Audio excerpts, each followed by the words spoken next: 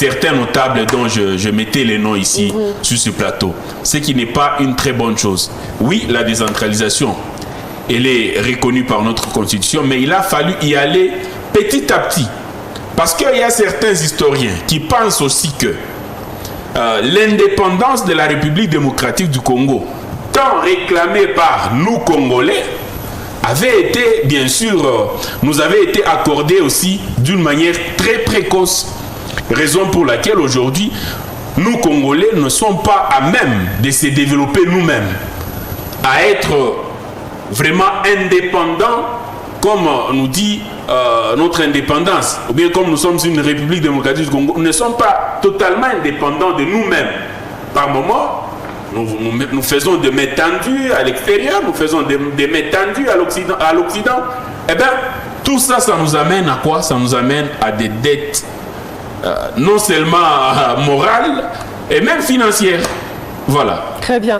Mais vous n'avez vraiment pas répondu à ma question. Est-ce que c'est vraiment des pépinières pour les jeunes acteurs politiques? Oui, parce qu'il faut qu'on pose cette question. Est-ce qu'on va pêcher là-bas? Est-ce que c'est là-bas qu'on leur apprend, je ne sais pas moi, comment faire la politique? Exactement. Est-ce que c'est une pépinière? Est-ce que c'est une école pour eux? Ce n'est pas une pépinière. Les associations socioculturelles ne représentent guère une pépinière.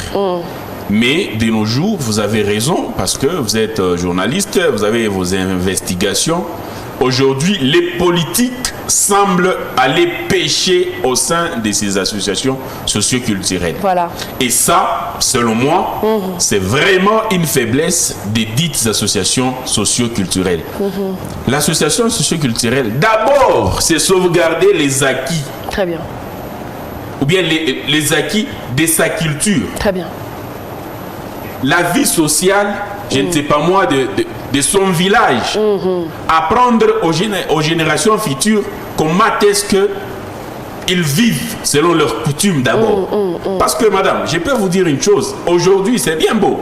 On s'est dit, je suis de telle association socioculturelle, je suis de telle autre association socioculturelle. Mais hélas, si vous demandez comment se passe, par exemple, la cérémonie des dots, chez la personne qui s'est dit être de telle association socioculturelle, la personne ne sera pas à même de vous expliquer aujourd'hui, ici à Lubumbashi, ou bien à Kolwezi, ou bien à Kamina, et même à Kalemi, parce que là, je cite les chefs-lieux de ces 4 provinces issues ou bien issus du démembrement du Grand Katanga. La personne ne sera pas à même de vous expliquer.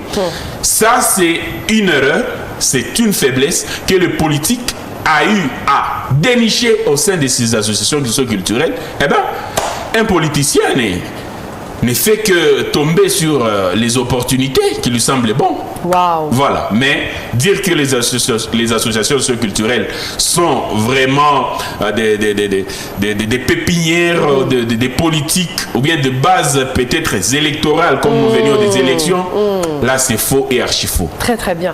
Alors comment est censé fonctionner alors? Parce qu'on a parlé du rôle, c'est vrai, mais parlons un peu du fonctionnement dans un monde idéal d'une association socioculturelle. Sur l'année où par exemple en 6 mois, quelles sont les activités qu'elle devrait avoir pour justement promouvoir la culture et les us, les coutumes qu'elle représente?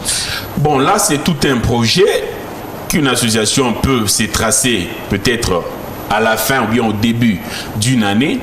Mais ce qui est sûr, parmi les points qui ne doivent jamais manquer, c'est se réunir et parler de sa culture, ou bien de votre culture au sein de votre association socio-culturelle. Vous vous limitez là-bas.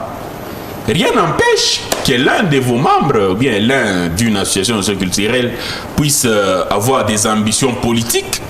Rien n'empêche de l'accompagner. Mais sous ces formats, il faut aussi changer. Il faut l'accompagner en tant que politique.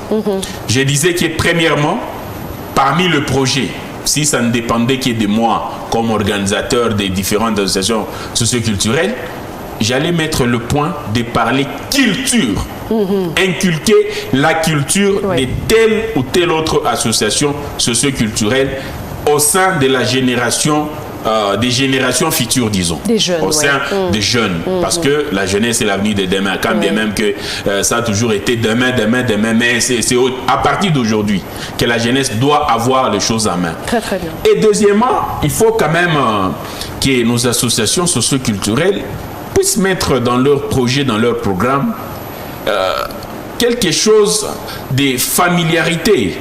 Cela veut dire quoi?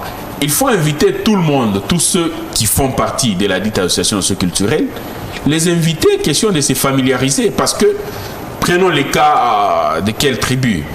Bon, je m'étais peut-être, on peut prendre n'importe, pour ne pas être de telle ou bien de telle autre tribu, voilà. Parce que moi je ne suis pas tribaliste. Vous vous réunissez entre vous membres et vous vous familiarisez, échange de numéros, échange d'adresses, pourvu que même en cas de deuil, en cas de fête, eh bien, vous vous assistez mutuellement, voilà. Vous vous entraidez mutuellement. Parce que moi, je ne vois pas l'importance de se dire que tu es de telle association, tu es de telle tribu, mais si tu as quand même un malheur, prenons le cas de deuil, ou bien prenons le cas d'une fête d'anniversaire, on ne voit même pas l'un des membres de ton association socioculturelle.